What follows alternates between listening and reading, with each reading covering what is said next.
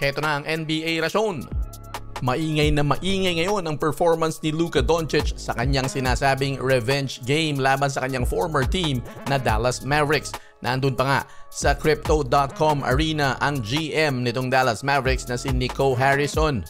Kitang-kita sa mga videos na habang nagwa-warm up at nagsushoot around itong si Luka Doncic ay nandoon lang sa gilid ng court itong si Nico Harrison. Pero alam nyo ba na according kay Luka Doncic sa post-game interview, sabi niya na hindi niya raw nakita si Nico during the warm-ups. But yeah, I didn't see him at warm-ups.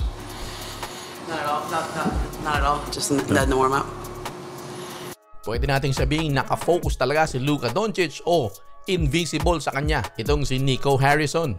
Sa same interview, inamin din ni Luka Doncic na hindi pa raw siya nakaka-move on dahil ang salita niya doon sa tanong na kung ano yung nararamdaman niya pagkatapos ng laban. Ang sabi niya ay, "The closure's gonna take a while." Ibig sabihin, hindi pa raw sarado sa kanya ang chapter na yon at medyo kinakailangan pa ng kaunting panahon. Inamin din ni Luka Doncic na hindi siya masyadong nakakatulog bago ang laro na ito, kaya nga tuwan-tuwa raw siya na tapos na ito.